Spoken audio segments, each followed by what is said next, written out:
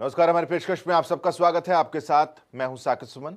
हरियाणा का बजट सत्र आगाज इसका हो चुका है और आगाज भी हंगामेदार।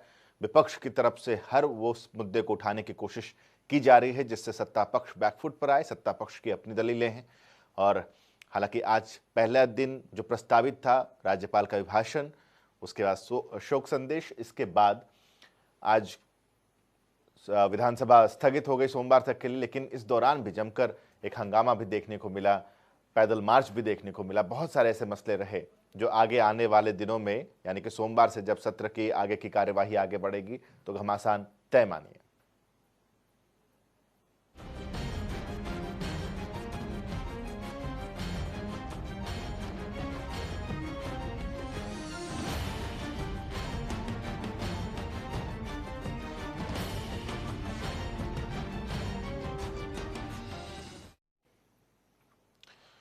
बजट सत्र में बहुत सारी ऐसी बातें हैं जो विपक्ष उठा रहा है। एक बार भूपेंद्र सिंह हुड्डा को सुनिए कि आज के दिन उनकी तरफ से किन किन बातों का जिक्र किया गया। अमेंड करने के लिए वो स्पीकर साहब ने रिजेक्ट किया है। मैं समझता हूं ये रिजेक्शन इनवैलिड है। एपीएमसी का तो किस उस पे रिजेक्शन की ये समझ में नहीं आया मेरे को। कोई डायरेक्शन हमारी को दिखाई नहीं है। एपीएमसी को अमेंड करने के लिए वो स्पीकर साहब ने रिजेक्ट किया है। मैं समझता हूं ये रिजेक्शन इनवैलिड है। एपीएमसी का तो किस उस पे रिजेक्शन की ये समझ में नहीं आया मेरे को। कोई डायरेक्शन हमारी को दिखाई नहीं है।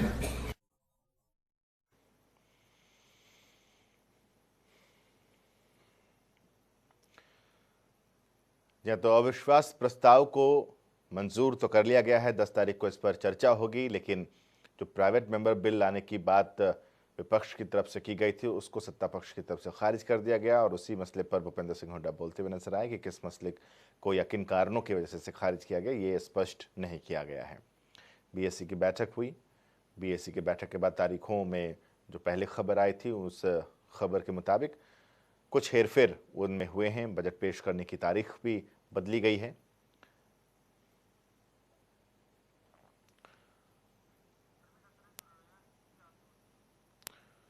प्रवीण अत्रे जी इस वक्त भारतीय जनता पार्टी की तरफ से हमारे साथ जुड़ चुके हैं। प्रवीण अत्रे जी, बहुत बहुत स्वागत है आपका हमारी पेशकश में। अत्रे साहब, सबसे पहले तो यही समझना चाहेंगे कि विपक्ष, हालांकि वेणु सिंगला जी आ जाती तो ये ज़्यादा वैलिड क्वेश्चन रहता ताकि हम ये समझ पाते और आप उनको समझा पाते कि भूपेंद्र हुड्डा जिस बात का जिक्र कर रहे हैं कि आखिर जो प्राइवेट मेंबर बिल लाने की बात उनकी तरफ से प्रस्तावित था उसे खारिज क्यों किया गया, किन वजहों से किया गया, ये स्पष्ट नहीं हो पाया है। देखिए, ऐसा है साकिब, प्राइवेट मेंबर बिल के बारे में संविधान के अनुच्छेद 246 और 254 में पूरी तरह से स्पष्ट है। अगर विधानसभा में कोई प्राइवेट मेंबर बिल आता है, विधानसभा अध्यक्ष उस बिल के ऊपर कानूनी राय लेते हैं। संबंधित विभाग से उस बिल के ऊपर राय ली जाती है और ये भी हमारे संविधान में स्पष्ट है कि यदि कोई कानून केंद्र ने बनाया है तो उस कानून के ऊपर प्रदेश की विधानसभा में चर्चा नहीं हो सकती। ये बड़ा स्पष्ट प्रावधान है उस। और जो अगर कोई विषय सुप्रीम कोर्ट के अंदर सब जुडिस है उस पे विधानसभा में चर्चा नहीं हो सकती।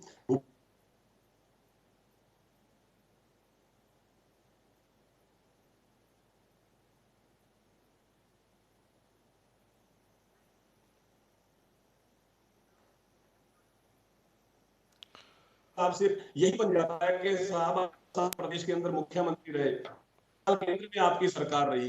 जो बात आज आप एपीएमसी में अमेंडमेंट की बात कर रहे हैं, 10 साल आप सोते रहे। केंद्र में आपकी सरकार थी, प्रदेश में आपकी सरकार थी, क्या कर रहे थे? लेकिन राजनीति करनी है, प्रदेश की जनता को भ्रमित करना है, किसान को बहकाना है, वोट की राजनीति करनी है, इसलिए झूठ भी बोलना है। ना संविधान की चिंता करनी है, ना संविधान के प्रावधानों की चिंता करनी है। और यही काम भूपेंद्र सिंह हुड्डा साहब कर।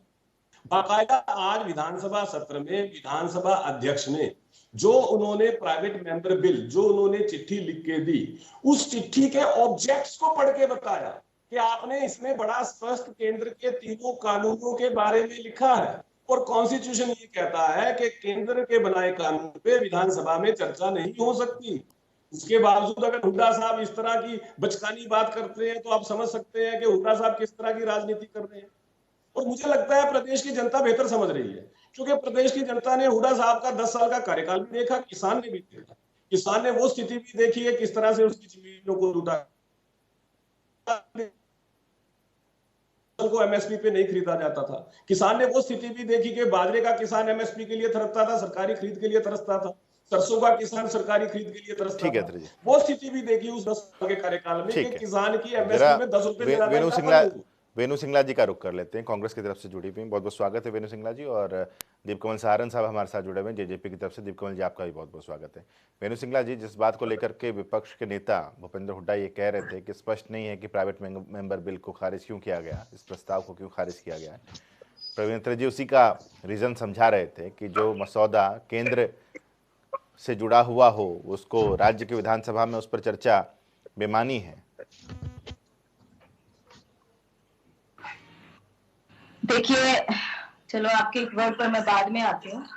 सबसे पहले तो मैं आपको बताना चाहूंगी या कहना चाहूंगी, जो आपको मालूम है, मुझे बताने की जरूरत नहीं है, कि मौजूदा सरकार लोगों का और अपने विधायकों का भरोसा खो चुकी है, विश्वास खो चुकी है, जिसके चलते आज कांग्रेस पार्टी ने अविश्वास पर प्रस्ताव वहां पर पेश किया। और जो आप आज हालात देख रहे हैं हमारे पूरे देश में, और अगर हम बात करें केवल अपने प्रदेश की, कि जो हालत आज इस सरकार ने किसानों की हुई है, जो अत्याचार ये लोग किसानों पर कर रहे हैं, ये तो आज केवल सरकार को सदन में आईना दिखाने का काम कांग्रेस पार्टी ने किया, तो आज क्या गलत किया। और जहां तक बात है बेईमानी की, बेईमानी नहीं मेरे भाई, यहाँ सरकार में केवल बेईमानी है। ये लोग हर बात को राजनीति से जोड़ते हैं, कोई संवेदना इनमें नहीं है किसी के प्रति। ये लोग जनहित की कौन सी बात कर रहे हैं, आप बताइए, कौन सा वर्ग आज खुश है, कौन सा ऐसा मैटर है जिसमें कि हम कह सकते हैं कि आज ये वाला वर्ग हमारा खुश है। कुछ एक के नाम तो मैं यहाँ पर ले दूंगी, लेकिन बहुत से यहाँ पर आप ये देखिए कि किसानों की अनदेखी तो हम देख ही रहे हैं। बढ़ती बेरोजगारी आप देख लीजिए कि क्या किस हद तक बेरोजगारी, और हरियाणा नंबर 1 है बेरोजगारी में। डोमिसाइल के जो नियमों का इन्होंने फेरबदल किया है, जो शराब घोटाला, रजिस्ट्री घोटाला जैसे मुद्दों पर अगर हम सवाल उठाते हैं, हम बात करते हैं, तो ये लोग बात करते हैं कि ये बेईमानी है। किस लहजे में, किन लफ्जों में आप इनको बेईमानी कह सकते हैं? देश के, हमारी जनता के मुद्दे हैं, हमारे प्रदेश के हित के मुद्दे हैं, हमारे किसान के मुद्दे हैं, और यदि हम इनको उठाते हैं तो आप लोग उनके ऊपर सुनने की बजाय, कार्रवाई करने की बजाय, और वहां पर इस बात को दबाने की कोशिश करते हैं। ठीक है, मैं जरा दीपकमल जी से इसका जवाब ले लेता हूँ। अत्रे जी, उसका तुरंत आता हूँ आपके पास। जी जी जी जी। देखिए साकेत जी, जो अविश्वास प्रस्ताव की बात बीच में प्रवक्ता कर रही थी, और उसके साथ ही एपीएमसी एक्ट पे जो अमेंडमेंट चाह रहे हैं उसको भी मिक्स कर रही थी, तो ये दोनों अलग अलग विषय है। अविश्वास प्रस्ताव जो हुड्डा जी ने चाहा है वो मंजूर हो गया है, और शायद 10 तारीख को उस पर चर्चा होगी, ये भी उनको बता दिया गया है उसके अंदर ही। तो उसके बारे में अब कोई किसी बात का उलाना कि हमारा अविश्वास प्रस्ताव मंजूर नहीं करे, तो 10 तारीख को दूध का दूध पानी का पानी हो जाएगा कि कितने लोग भूपेंद्र सिंह हुड्डा में विश्वास रखे हुए हैं और कितने लोग सरकार के साथ है, ये साफ साफ हो जाएगा। दूसरी बात, एपीएमसी एक्ट के में जो अमेंडमेंट चाह रही है कांग्रेस, वो प्रवीण अत्रे जी ने बहुत स्पष्ट बताया कि जो कानून, जो एक्ट केंद्र सरकार ने बनाया है, उसको सुपरसीड करते हुए उसमें कोई बदलाव कोई भी राज्य की सरकार नहीं कर सकती। ये एक कॉन्स्टिट्यूशनल प्रोविजन है, उसमें आप उसके आधारित जो आपने अपना प्राइवेट मेंबर बिल दिया है, उसको किस रूप में और कैसे, किस क्षमता से कोई एक्सेप्ट करेगा, जबकि सामने पता है कि इस पर कोई चर्चा या कोई अमेंडमेंट करने की क्षमता हरियाणा विधानसभा में है ही नहीं, जब केंद्र सरकार का बनाया हुआ कानून है। तो उस पर क्यों जिद कर रहे हैं? बीबी बत्रा जी जो हमारे रोहतक के विधायक हैं, वो बहुत शोर मचा रहे थे इस पर, और मुख्यमंत्री जी ने खड़े होकर उनको चैलेंज किया है कि आप पढ़ लीजिए इससे संबंधित नियमों को और उस पर हम चर्चा कर लेंगे। मुख्यमंत्री जी ने हाउस में खड़े होकर स्पेशली उनको कहा है। और उसके बाद जो अभय सिंह जी हैं, राव अभय सिंह जी, नांगल चौधरी से विधायक, उन्होंने खुलकर उस एक्ट की लाइनें पढ़कर सुनाई हैं, उन पंक्तियों को पढ़कर सुनाया है जो ये कहता है कि सुपरसीड नहीं कर सकता केंद्र के कानून को कोई भी विधानसभा में बनाया हुआ कानून, इसलिए इस पर यहाँ कोई चर्चा या कोई कानून बन नहीं सकता है। तो ये मुझे लगता है कि 18 तारीख तक बहुत समय है। छोटे छोटे अलग विषय अभी कांग्रेस प्रवक्ता जिक्र कर रही थी, बहुत वक्त है आपके पास, हाउस में बने रहिए, बायकॉट करके या किसी और बहाने से हाउस से मत जाइएगा। अपने विधायकों को ये कहिए कि आपके पास 18 तारीख तक अगले 2 सप्ताह हैं पूरे के पूरे। बहुत सारे विषय हैं आज के वक्त में, आप उठाइए सारों को, चर्चा कीजिए सब पर। प्रवीण मिश्रा जी। देखिए, मैं कांग्रेस की प्रवक्ता ने 2-3 बातें कही हैं, मैं सबका जवाब दूंगा। पहली बात तो उन्होंने कही कि ये सरकार अपने विधायकों का विश्वास खो चुकी है। मुझे हैरानी होती है, कांग्रेस के हरियाणा के प्रभारी विवेक बंसल कल मीडिया के सामने कह रहे थे कि G23 के जो नेता हैं वो प्रेशर पॉलिटिक्स कर रहे हैं। वो यहां तक कह रहे थे कि G23 के नेता एहसान फरामोश हैं। और G23 में कौन है? हमारे भूपेंद्र सिंह हुड्डा साहब। पार्टी के नेता आपस में एक दूसरे का विश्वास खो चुके हैं, वो कम से कम सरकार पे टिप्पणी ना करें तो बेहतर है। और सबसे बड़ी बात, जो अविश्वास प्रस्ताव का जिक्र कर रहे हैं, आज इन्हीं के विधायकों के सिग्नेचर नहीं थे उस अविश्वास प्रस्ताव के साथ। किरण चौधरी के सिग्नेचर नहीं है, कुलदीप बिश्नोई के सिग्नेचर नहीं है। और मैं तो कल भी कहा था, आज भी रिपीट कर रहा हूं, सिर्फ 23 लोगों के हैं पवित्र जी। और कांग्रेस के ही कुछ विधायक, कांग्रेस का नाम मैं इसलिए ले रहा हूं, वो विधायक जो राहुल गांधी या शैलजा जी के में आस्था रखते हैं, वो इस अविश्वास प्रस्ताव के विपक्ष में वोट करेंगे। आप देख लीजिएगा, मैं ये दावे से कह रहा हूं ये बात, वहां पे पता लगेगा कांग्रेस की असली सच्चाई क्या है। लेकिन अब दूसरी बात पे आता हूं, संवेदनाओं का जिक्र किया। देखिए, मुझे बड़ी हैरानी होती है जब भूपेंद्र सिंह हुड्डा किसानों की हमदर्दी की बात करते हैं। साहब, ये वो कांग्रेस है जिसने हरियाणा प्रदेश में अपने सत्ता में रहते हुए 47 किसानों को अलग अलग टाइम पे गोली से भून दिया था।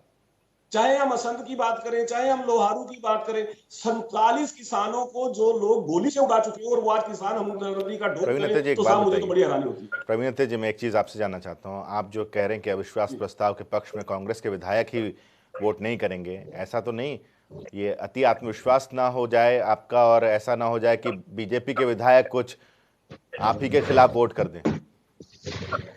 देखिए साकेत, इस वक्त सदन के अंदर कांग्रेस के शायद 29 विधायक हैं या 30 हैं, दीप कमल जी एग्जैक्ट बता रहे हैं। आपको अभी बताया है कि 23 ने सिग्नेचर किए हुए हैं, बाकी कहां है? नहीं, जो चिट्ठी है अपने पास उसमें 27 लोगों के हस्ताक्षर तो दिख रहे हैं। चलिए, कुलदीप बिश्नोई और किरण चौधरी जी के तो नहीं है, मैं इसके ऊपर तो कंफर्म हूं, पूरी तरह 100% श्योर हूं जी। ये आप भी चिट्ठी में देख लीजिएगा तो आप समझ सकते हैं कांग्रेस की स्थिति क्या है। अब मैं दूसरी बात पे आता हूं। देखिए, बेरोजगारी में नंबर 1 हरियाणा, ये बार बार रिपीट करते हैं कांग्रेसी। देखिए, इस बात से मैं कतई एतराज नहीं करता कि कांग्रेसी वाकई बेरोजगार हो चुके हैं। मैं इस बात से भी एतराज नहीं करता कि कांग्रेसी, क्या कहते हैं, कोई वर्ग खुश नहीं है। हाँ, कांग्रेसी वर्ग खुश नहीं है, ये मुझे मालूम है। नहीं, आपके विधायक साथ है ना, आपके विधायक साथ है ना, जेजेपी साथ है ना पूरी तरीके से। बिल्कुल, देखिए आप देखेंगे। अच्छा, लव जिहाद वाले मसले पर, लव जिहाद वाले कानून के मसले पर बातचीत हो गई जेजेपी से? देखिए, मैं कल आपकी चर्चा देख रहा था और कल आप ये सवाल पूछ रहे थे भारतीय जनता पार्टी के प्रवक्ता से जी। साहब, दुष्यंत चौटाला जी ने ये नहीं कहा कि वो उसके खिलाफ है, उन्होंने ये कहा कि किसी वर्ग विशेष के नाम पर ना हो। उन्होंने नाम पे सवाल खड़ा किया था, मसौदे पे सवाल नहीं खड़ा किया। नहीं, मैं तो ये जानना चाह रहा हूं प्रवीण अत्रे जी की सरकार, प्रवीण अत्रे जी, पार्टी तो कोई प्रस्ताव नहीं लेके जाती होगी, प्रस्ताव अगर है तो वो तो सरकार का कलेक्टिव अटेम्प्ट होगा ना कि इस बजट सत्र में इन विधेयकों को, ये विधेयक जो हैं वो लाए जाएंगे। और यहां अकेले आपकी तो सरकार नहीं है, गठबंधन की सरकार है, तो विधेयक या कोई मसौदा अगर तैयार हो रहा है तो जेजेपी से बात हुई होगी ना आपकी। मसौदे पे तो एतराज किया ही नहीं उन्होंने, तो लास्ट मोमेंट नहीं, मैं ये कह रहा हूं कि अनिल विज का स्टेटमेंट आता है कि लव जिहाद वाले मसले पर जैसे उत्तर प्रदेश में कानून बना था वैसे कानून बनेगा इस बार, इस बजट सत्र में हमने भेज दिया है आगे, इस बजट सत्र में कानून होगा। अब लास्ट मोमेंट में दुष्यंत चौटाला कहते हैं कि अगर इस नाम से आता है और पर्टिकुलर एक वर्ग के लिए आता है तो हम उसके साथ नहीं होंगे, हम विचार करेंगे इस पर। देखिए, नहीं, अब आप यहाँ थोड़ा सा बात को घुमा देते हैं। मैं ये कह रहा हूं कि ऑब्जेक्शन मसौदे पे नहीं है। और दूसरी बात, ऑब्जेक्शन किस पर है? ऑब्जेक्शन किस पर है? सुनिए ना भाई, अरे मैं वही तो बता रहा हूं साकेत भाई, मसौदे पे ऐतराज नहीं, और ये डेमोक्रेसी है, सरकार में डेमोक्रेसी इस कदर मजबूत है, उनको अगर किसी जब भी आपके इंटरनल कोई ऐसी बात होती है तो आप कह देते हैं ये तो देखिए हमारी डेमोक्रेसी है, हमारे पार्टी में लोकतंत्र है, देखिए मुख्यमंत्री और गृह मंत्री में अगर कुछ वाद विवाद हो गया आप कहते हैं देखिए इससे अच्छी लोकतंत्र की परिभाषा और क्या हो सकती है। अच्छा, मैं दीप कमल जी से एक बार पूछ लेता हूं। दीप कमल जी, आपत्ति किसमें है, क्या किस चीज में आपत्ति है? देखिए साकिब, पहली बात तो बीजेपी और जेजेपी के बीच इस विषय पर, इस जो कानून आने वाला है इसको लेकर विस्तार से चर्चा हुई है, और उसी के फॉलोइंग में, उसी के एक आगे के रूप में परसों हमारी पार्टी में, पार्टी कार्यालय में जो अल्पसंख्यक हमारा प्रकोष्ठ है उसकी बैठक हुई है, जिसमें खुद उप मुख्यमंत्री दुष्यंत चौटाला जी मौजूद थे। उन्होंने अल्पसंख्यक वर्ग के लोगों से इससे संबंधित विषयों पर भी चर्चा की, बाकी अलग भी विषय थे। और उसके बाद ही जब एक पत्रकार ने ये पूछा कि लव जिहाद के विषय पर कोई कानून राज्य सरकार ला रही है क्या, और उसके बारे में आपका क्या कहना है, उस पर उन्होंने ऐतराज जताया था कि आप जो जबरदस्ती धर्म परिवर्तन का एक कानून आने वाला है जो सरकार बना रही है, उसको किसी एक शब्द या एक वर्ग से मत जोड़िए, वहां तक सीमित मत कीजिए, मुझे इस पर ऐतराज है। ये उन्होंने कहा था कि ना तो ये लव के मामलों, शादी के मामलों से संबंधित रहेगा, सिर्फ सीमित रहेगा, ना सिर्फ ये जिहाद जो एक धर्म से जोड़कर देखा जाता है, वहां तक सीमित रहेगा। आई थी दीप कमल जी, उनकी बाइट जो आई थी उसमें उन्होंने कहा कि अगर सरकार ऐसा कुछ लेकर आती तो हमारी पार्टी विचार करेगी। हाँ, मैं बता रहा हूं ना आपको, उन्होंने ये कहा कि ना तो ये लव से संबंधित मामलों तक सीमित रहेगा, ना ये जिहाद से संबंधित यानी कि एक धर्म से संबंधित मामलों तक सीमित रहेगा, किसी भी धर्म से। और उन्होंने उदाहरण देकर कहा, निशान सिंह जी सरदार साथ में बैठे हुए थे, उन्होंने उनका उदाहरण देकर कहा कि सरदार निशान सिंह जी को कल कोई क्रिश्चियन बनाना चाहे, जो मुसलमान, सिर्फ उस सेंटेंस पर बात कर रहा हूं दीप कमल जी। एक मिनट दीजिए। जो पत्रकार पूछ रहे थे वो बाय चांस मुस्लिम थे, उन्होंने उनका भी उदाहरण देकर कहा कि आप मुस्लिम हैं, आपको मैं जबरदस्ती हिंदू बनाना चाहूं तो ये बिल्कुल ठीक नहीं है, आप मुझे मुस्लिम बनने को कहें ये बिल्कुल ठीक नहीं है, सरदार निशान सिंह जी जो साथ बैठे थे इनको कोई क्रिश्चियन बनाना चाहिए ये बिल्कुल ठीक नहीं है। किसी भी धर्म से, किसी भी धर्म में कोई जबरदस्ती परिवर्तन करवाना चाहे उसके खिलाफ हम सख्त कानून लेकर आ रहे हैं, और ये मामला सिर्फ लव से संबंधित नहीं होना चाहिए, बाकी सारे विषय इसके अंदर शामिल होंगे, किसी भी रूप में जबरदस्ती कोई धर्म परिवर्तन करवाना चाहे, ये उन्होंने कहा। और फिर जब फिर से पूछा गया तब उन्होंने कहा कि अगर कोई ऐसा लव जिहाद नाम का या इन चीजों से संबंधित एक धर्म के खिलाफ आता है तो हम उसके बारे में अपनी पार्टी में बातचीत करेंगे, ये कहा उन्होंने सिंपल। तो और आ भी नहीं रहा कोई ऐसा कानून, बिना आप लोगों से बातचीत के ऐसा तो है नहीं कि सरकार कोई विधेयक ले आएगी या कोई मसौदा आगे बढ़ा देगी। निश्चिंत रहिए, नहीं आएगा, क्यों आएगा, तभी तो उन्होंने कहा इतने विश्वास से कि ऐसा कोई कानून नहीं आ रहा है। तो कल इस बयान के बाद फिर से बातचीत हो गई क्या सरकार से, मतलब आपके घटक दल से? पहले भी बातचीत हुई, उसके बाद भी बातचीत हुई है, कोई मसला ही नहीं है, 1% भी मसला नहीं है। उनका ऑब्जेक्शन सिर्फ सवाल पर अनिल विज का जब भी स्टेटमेंट आया है तो उन्होंने तो लव जिहाद शब्द का इस्तेमाल करते हुए, कोट करते हुए इस कानून की बात की है। तो वो उनका विषय है, आप उसके बारे में उनसे पूछिए। दुष्यंत चौटाला जी ने अपनी राय रखी है, हमारी पार्टी का विचार है कि हम किसी धर्म के खिलाफ नहीं है, एक तरीके के धर्म परिवर्तन के खिलाफ नहीं है, हम सारी चीजों को इंक्लूड कर रहे हैं, सभी धर्म और किसी भी कारण से धर्म परिवर्तन। अच्छा, प्रवीण अत्रे जी, फिर नाम क्या दिया है इस मसौदे को, इस विधेयक को नाम क्या दिया गया है? नहीं, देखिए, आपने दीप कमल जी की बात को ध्यान से मेरे को लगता है या तो सुना नहीं है या आप चाहते हैं कोई सनसनीखेज बात कही जाए। साहब बड़ा स्पष्ट है, जबरदस्ती कोई किसी का धर्म परिवर्तन करवाता है। मैं तो नाम जानना चाह रहा हूं, इस विधेयक का कुछ तो नाम होगा ना। सुनिए, अरे मैं बता रहा हूं ना भाई। देखिए, ऐसा है, अक्सर हमारे सामने बार बार एक शब्द आता था लव जिहाद, और जिसमें विषय ये आता था कि शादी करके जबरदस्ती धर्म परिवर्तन करवाने की कोशिश। और यहां बात वही हो रही है कि कानून वैसा आएगा जिसमें किसी को फोर्सफुली आप धर्म परिवर्तन नहीं करवा सकते, उसकी मर्जी के बिना धर्म परिवर्तन नहीं करवा सकते। विषय ये है, इसको सनसनीखेज मत बनाइए। अनिल विज का स्टेटमेंट बार बार आप लोगों के लिए परेशानी वाला क्यों बन जाता है? मैंने आपको बताया ना, अनिल विज जी का स्टेटमेंट, चाहे अभी दिनों में जो शराब घोटाले वाले मसले को लेकर के बोल दीजिए, डीजीपी को लेकर के बोल दीजिए, पहले सीआईडी को लेकर के कह लीजिए, या अब लव जिहाद को लेकर के बोल दीजिए, तो अनिल विज जी जो कहते हैं वो सरकार के ही लिए, आप ही जैसे प्रवक्ताओं के लिए परेशानी का सबब बन जाता है। नहीं, कोई परेशानी नहीं है। मैंने आपसे चर्चा में भी कहा था, हर व्यक्ति का अपनी कार्य करने का एक तरीका होता है। अनिल विज साहब के तरीके अपने तरीके से चलेंगे या सरकार के तरीके से चलेंगे? उनका तरीका नहीं, काम देखिए, डेस्टिनेशन तो एक ही है, काम करने के तरीके अलग अलग हो सकते हैं।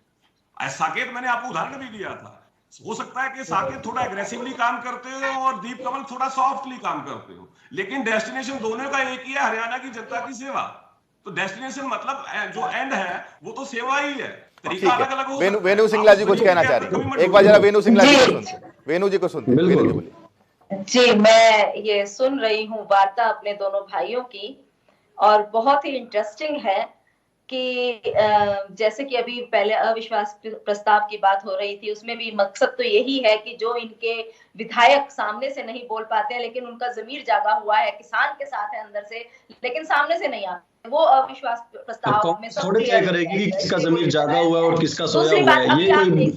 ये थोड़े भाषा होती है कि जमीर जागा हुआ है, जमीर सोया हुआ है, ये क्या हमने देखा कि दोनों ही बीजेपी और जेजेपी का जो गठबंधन है आपस में सामंजस्य नहीं है, वो कुछ और राग अलापते हैं, वो कुछ और राग अलापते हैं। ये तो जमीनें हड़प ले जो तमाम तरीके के भ्रष्टाचार करें, ऐसा जमीन जगाना होता है। हमने देख लिया। और जहां तक अभी अपनी पार्टी के खिलाफ कर देंगे, डीजीपी केस था, एसआईटी केस था, और सब तरह से वाकई में आज मुझे भी अपने प्रवक्ता भाई अत्रे जी पर थोड़ा सा मतलब मैं क्या शब्द को इस्तेमाल करूं, क्योंकि पहले वो कांग्रेस के हस्ताक्षर की बात कर रहे थे, वो गलत जानकारी के साथ गलत उन्होंने यहाँ पर एक जानकारी दी, उसके बाद वो उसी के अपने मामलों में फंस गए। अपनी ही पार्टी के जो लोग हैं वो क्या स्टेटमेंट्स देते हैं, इनको क्या स्टेटमेंट देनी है, वो उसी मामले में फंस जाते हैं।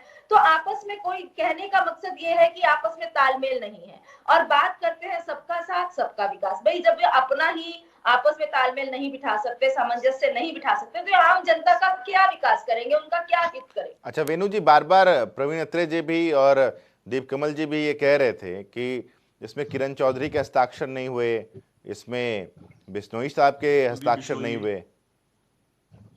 देखिए, इस बारे में मैं कोई टिप्पणी नहीं करना चाहूंगी, मुझे बहुत ज्यादा इसकी जानकारी नहीं है कि उनके हस्ताक्षर है या नहीं है, लेकिन हाँ मैंने अभी आंकड़े जरूर सुने, वो 23 कह रहे थे लेकिन 27 आंकड़े उसमें थे, शायद 27 या 28, तो उस बारे में मैं टिप्पणी नहीं करना चाहूंगी। लेकिन हाँ, जो बात अभी ये लोग कह रहे थे कि ये तो सेंटर का मामला है, केंद्र का मामला है, और यहाँ पर ये लोग हम लोग इसका कुछ नहीं कर सकते क्योंकि इनकी मंशा और नियत है ही नहीं कुछ करने की। भाई एग्रीकल्चर तो होता है, वेणु सिंगला जी, और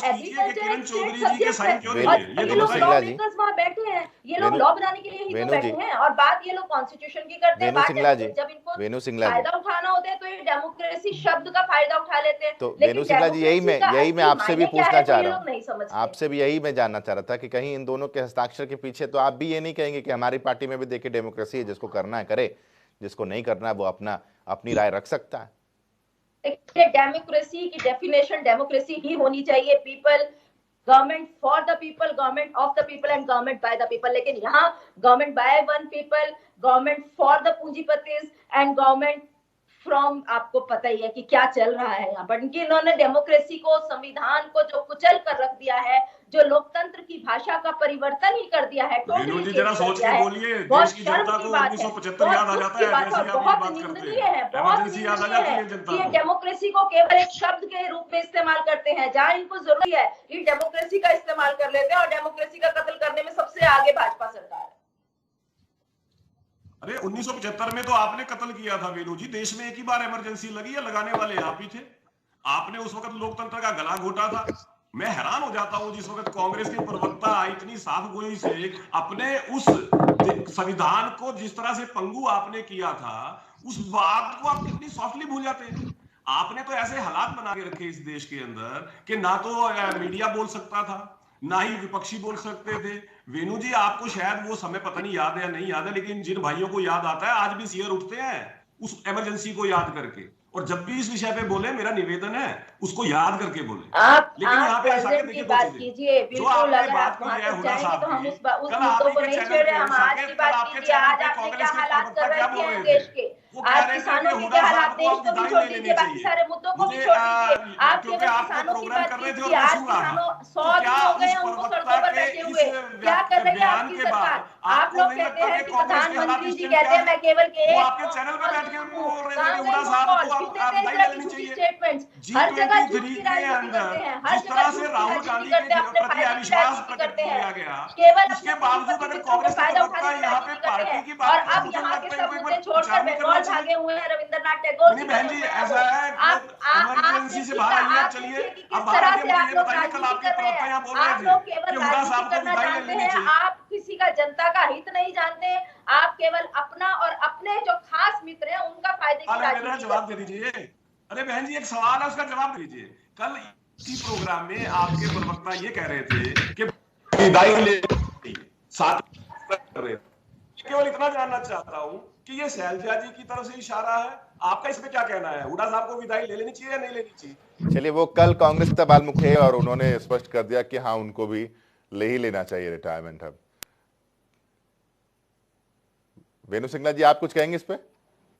जी मुझे रिपीट कीजिएगा, मैंने सुना नहीं। कल G23 के मसले पर एक सवाल हमने पूछा था, बालमुकुंद जी थे आपकी जगह कांग्रेस की तरफ से, और उनसे ये पूछा गया तो उन्होंने कह दिया कि हाँ, भूपेंद्र हुड्डा को भी अब रिटायरमेंट ले लेना चाहिए कांग्रेस से। देखिए, अगर किसी का कोई किस तरह से कोई अपना वक्तव्य देता है तो उसके ऊपर मैं क्यों पर्सनल टिप्पणी करूंगी, लेकिन जहां तक बात आपकी पार्टी में भी डेमोक्रेसी है, अगर आप चाहें तो कर सकती हैं। वो आपका कांग्रेस के हित की बात करूंगी, जनता के हित की बात अपनी करूंगी। सोच होगी। देखिए, मैं किसी और की जिम्मेदारी मैं नहीं ले सकती। एक रिएक्शन दीप कमल जी का ले लेते हैं तुरंत। एक रिएक्शन दीप कमल जी। पार्टी है जिसमें प्रवक्ता भी नेताओं की तरफ से आते हैं, यहाँ कांग्रेस के प्रवक्ता नहीं आते हैं। शैलजा जी के प्रवक्ता आते हैं, हुड्डा साहब की अलग लिस्ट है, अशोक तंवर जी होते थे उनकी अलग लिस्ट थी, रणदीप सुरजेवाला जी के अपने प्रवक्ता है। तो पार्टी के अंदर नेताओं के प्रवक्ता आते हैं, तो वो अपने अपने नेता के हिसाब से सिर्फ बात करते हैं, दूसरे के बारे में उनको टिप्पणी भी नहीं करनी होती, उनके बारे में न जानकारी होती। ये पार्टी के अंदर कई पार्टियां हैं कांग्रेस में। किसी बहुत बहुत शुक्रिया हमारे साथ चर्चा में शामिल, बहुत बहुत शुक्रिया। तो अब बजट सत्र जैसे जैसे आगे बढ़ेगा, हंगामा वैसे वैसे और होगा, और 10 तारीख को देखना होगा जिस तरीके की बातें लगातार सामने आ रही है, 10 तारीख को किसका कॉन्फिडेंस खत्म होता है। इस छोटे से ब्रेक पे रुक रहे हैं, जल्द लौटते हैं।